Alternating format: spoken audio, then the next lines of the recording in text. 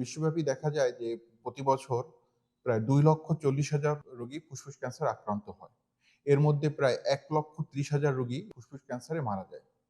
বাংলাদেশেও প্রায় 15 থেকে 16,000 রোগী প্রতি বছর ফুসফুস ক্যান্সারে আক্রান্ত হয় এবং এর মধ্যে প্রায় 8 থেকে 9,000 রোগী এই ক্যান্সার দ্বারা মারা যায়। আজকে আমি কথা বলবো ফুসফুস ক্যান্সার এর লক্ষণ, পরীক্ষা-নিরীক্ষা সমূহ এবং চিকিৎসা সম্পর্কে। প্রথমেই আমরা কথা বলবো ক্যান্সার কি? আমাদের বডি অনেকগুলো কোষ বা সেল দ্বারা গঠিত। যখন এই কোষ বা সেলের কোনো অনিয়ন্ত্রিত গ্রোথ হয় সেটাকেই আমরা ক্যান্সার হিসেবে চিহ্নিত করে থাকি।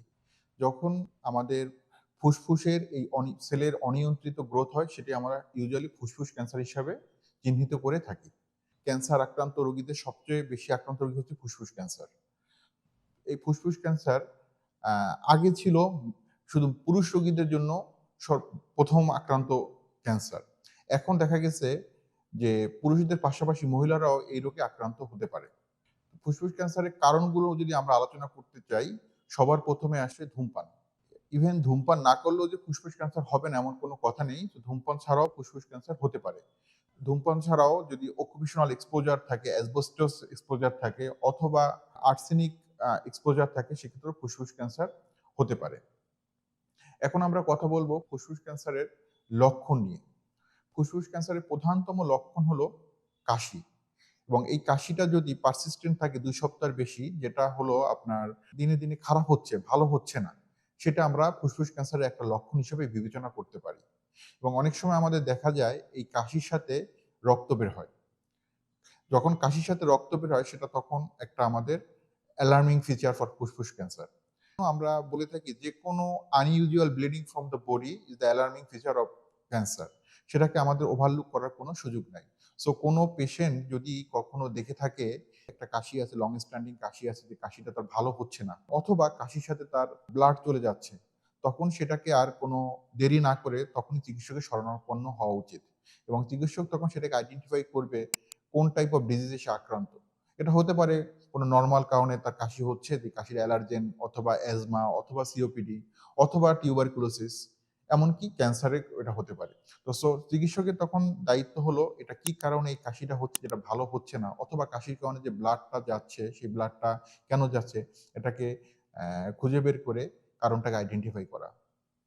এছাড়াও ফুসফুস ক্যান্সার রোগী বুকে ব্যথা নিয়ে আমাদের কাছে আসতে পারে। দেখা যায় যে যখন ক্যান্সারটা ফুসফুসে হয় তখন এটা ফুসফুসের যে একটা আবরণ আছে বা চেস্ট ওয়াল আছে ওখানে আমাদের একটা নার্ভ থাকে।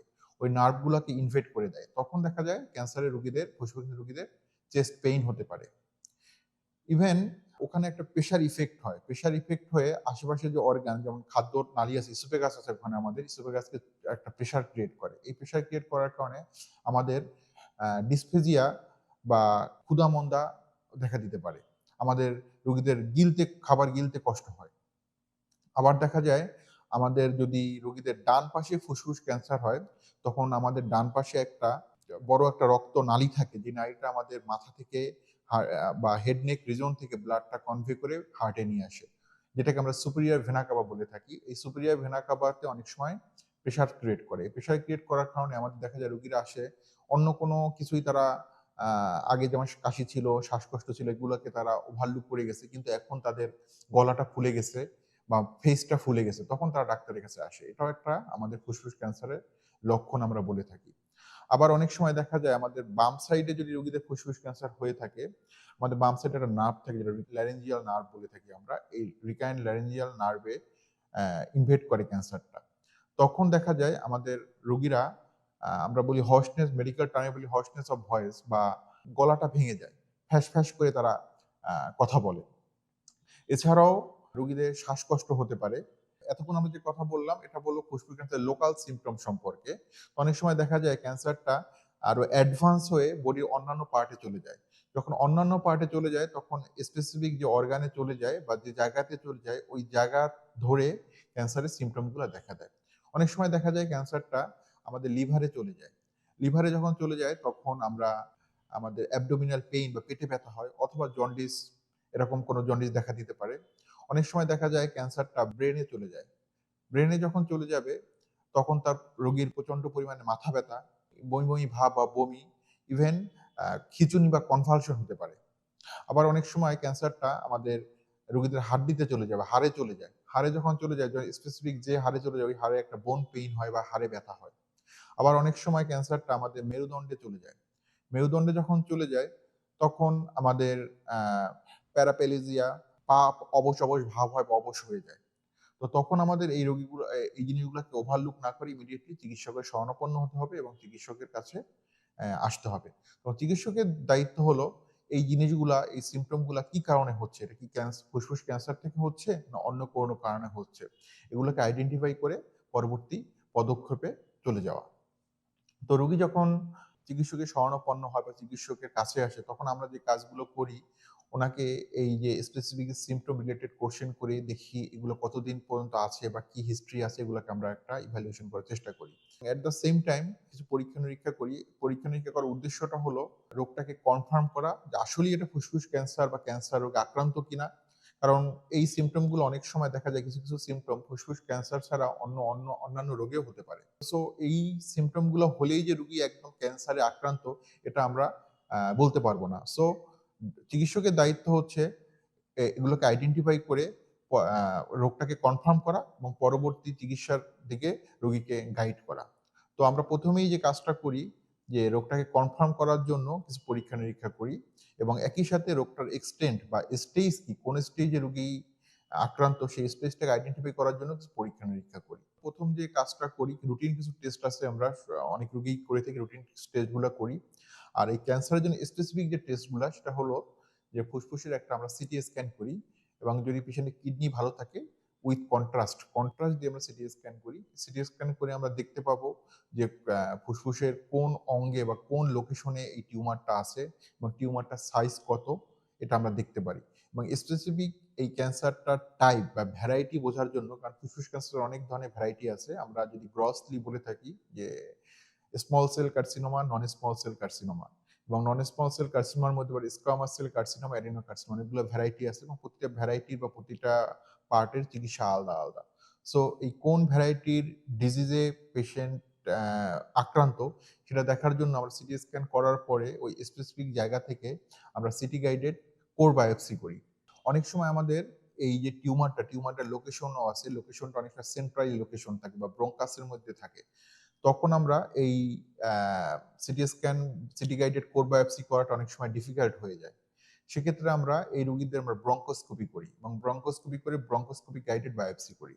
বায়োপসি করে আমরা দেখি এটা কোন টাইপের, যেটা আমি আগেই বললাম, এই কোর বায়োপসি বা ব্রঙ্কোস্কোপি গাইডেড বায়োপসি করে আমরা আইডেন্টিফাই করি কোন টাইপের অফ ক্যান্সার, এই ক্যান্সারের রোগী আক্রান্ত থাকে।